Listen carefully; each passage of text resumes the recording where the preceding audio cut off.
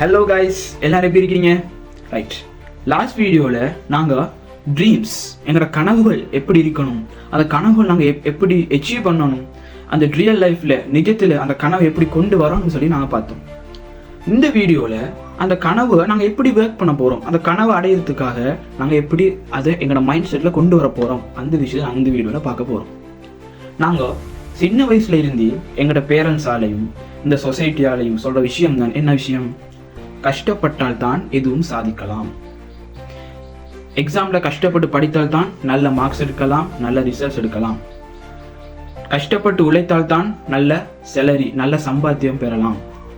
கஷ்டப்பட்டால் தான் ஒரு வீடு கட்டலாம், ஒரு சொத்து சேர்க்கலாம். அப்படிங்கிற விஷயம் ஜென்ரலாக காலங்காலமாக ஈக்கிற விஷயம்தான் இந்த விஷயம். ஆனால் உண்மை என்ன தெரியுமா? ஒரு சீக்கிரம், நீங்கள் ரொம்ப கஷ்டப்பட்டீங்க என்றால் கொஞ்சமாக கிடைக்கும். நீங்கள் கஷ்டப்படாமல் கொஞ்சமாக கஷ்டப்பட்டால் நிறைய கிடைக்கும். நீங்கள் என்ன சொல்கிறீங்க? எல்லாமே எப்படி சின்ன சின்ன இதில் எங்களோட மைண்ட் செட்டில் இப்படி தானே சொன்னாங்க, கஷ்டப்பட்டால் தான் எதுவும் கிடைக்கும்னு சொல்லி. உண்மையான செல்வம், உண்மையான வெல்த் அப்படின்னு சொன்னால் என்ன? எனக்கு பேங்கில் 100 கோடி பணம் இருக்குது, 10-15 வீடு இருக்குது, அங்கே தோட்டம் இருக்குது, இங்கே வாய்க்கால் இருக்குது, 4-5 கார் இருக்குது, இதான் உண்மையான சொத்து இல்லை. இது அவ்வளோத்தையும் சம்பாதிக்கிற அளவுக்கு அவர் உடம்புல ஒரு எனர்ஜி ஒன்று ஓடுது, ஒரு கரண்ட் ஒன்று ஓடுது. அந்த கரண்ட் தான், அந்த எனர்ஜி தான் அந்த அவ்வளோத்தையும் சம்பாதித்து கொடுக்குது. எனக்கு ஒன்றுமே விளங்க மாட்டேங்குது. காரணமா, நாங்கள் இந்த உலகத்தில் பிறக்கிற டைமில் எங்களுக்கு இறைவன் குறிப்பிட்ட எனர்ஜியை தந்து தான் இந்த உலகத்தில் பிறக்க வைக்கிறான். இப்போ நாங்கள் என்ன செய்கிறோம்? அந்த எனர்ஜியை பயன்படுத்தாமல் வேற ஒரு பக்கத்திலிருந்து அந்த எனர்ஜியை நாங்கள் எடுக்க போனால் நாங்கள் கஷ்டப்படுறோம், ரொம்ப கஷ்டப்படுறோம். அதான் எங்களுக்கு என்ன செய்கிறோம்? கொஞ்சமாக ரிசல்ட்ஸ் வருது. ஓகேயா? இப்போ ஒரு மனிதன் தான் படைக்கப்பட்ட என்ன காரணத்துக்காக அவன் படைக்கப்பட்டானோ அந்த காரணத்தோட அந்த காரியம் எப்போ கனெக்ட் ஆகுதோ அப்போ இந்த சக்தி பாயும். ரைட்டா? அந்த பாய டைம்ல தான் அந்த எனர்ஜி தான் அந்த செல்வங்களை அவனுக்கு பெற்றுக் கொடுக்குது. ஓகே, இது உங்களுக்கு அந்த மனிதனோட பர்பஸ், நோக்கம், இன்ட்ரெஸ்ட், அடுத்தது பிலீஃப் சிஸ்டம், இது மூணும் ஒரே நேர்கோட்டில் எப்போ வருது அந்த டைம்ல தான் அவனுக்கு ஹை கரண்ட் பாயும். அந்த கரண்ட் தான் என்ன செய்யுது அவனுக்கு? கரண்ட் சொன்னால் அந்த சக்தி, அந்த சக்தி தான் என்ன செய்யுது அவனுக்கு? அந்த செல்வங்களை அவனுக்கு பெற்றுக் கொடுக்குது. இப்போ நாங்கள் ரியல் லைஃப்பில் ஒரு எக்ஸாம்பிள் பார்ப்போம். ஒரு மாமரம் நிற்குது. அந்த மாமரம் படைக்கப்பட்டதுக்கான நோக்கம் என்னன்னு சொன்னால், காரணம் மாங்காய் உற்பத்தி செய்கிறது. அந்த மாங்காய் உற்பத்தி செய்யறதுக்கான மண், சூரிய ஒளி, சக்தி எல்லாம் அதுக்கு எனர்ஜியாக கிடைக்குது. நல்லா விளையும் கொள்ளணும். இப்போ என்ன செய்யுது? அது எஃபர்ட்லெஸ் என்ன செய்யுது? கஷ்டமே படாமல் என்ன செய்யுது? அந்த மாங்காவை உற்பத்தி செய்யுது. இப்போ அந்த மாமரம், நான் ஒரு தேங்காய் உற்பத்தி செய்ய போறேன்னு சொன்னால் அதனால் முடியுமா? இயலாது. இதுதான் பேசிக் கான்செப்ட். அதே மாதிரி ஒரு ஆள் ஒரு நல்லா பாடுவார், ஒரு ஆள் மியூசிஷியன், சரியா? அவர் அவரை கரண்ட் எப்போ ஓடுதுன்னு சொன்னால், அவர் எப்போ பாட்டு படிக்கிறாரோ அந்த டைம்ல தான் அவருக்கு ஃபுல் கரண்ட் அவருக்கு ஓடும். ரைட்டா?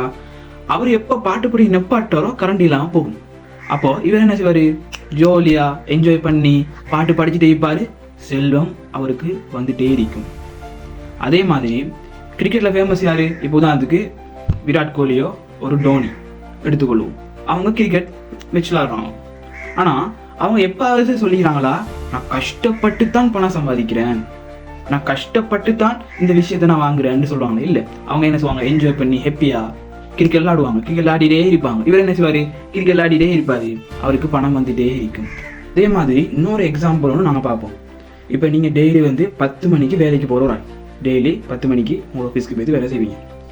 ஆனால் நாளைக்கு வேலைக்கு போகிறீங்கன்னு சொன்னால் முந்தைய நாள் உங்களோட பஸ் உங்களுக்கு கால் பண்ணி சொல்கிறாரு, நாளைக்கு நிறைய வேலை கொஞ்சம் இருக்குது, நீங்கள் ஏர்லியாக வாங்க, 7 மணிக்கே வாங்க, சரியாக டைமுக்கு கொஞ்சம் வேலை முடிக்கணும்னு சொல்லி. இப்போ உங்களோட மைண்ட் செட் எப்படி இருக்கும்? என்னடா பாஸ் இப்போ பார்த்தா வேலை சொல்கிறாரு, வேலை என்ன விளைக்குமோ, நிறைய விளைக்குமோ, அந்த இமோஷன் எப்படி இருக்குமோ? இமோஷன் உங்களோட பேட் இமோஷனாக இருக்கும். அப்படி தானே? நீங்கள் இன்ட்ரெஸ்ட் இல்லாமல் இருப்பீங்க. இப்போ நீங்கள் வேலைக்கு என்ன செய்வீங்க?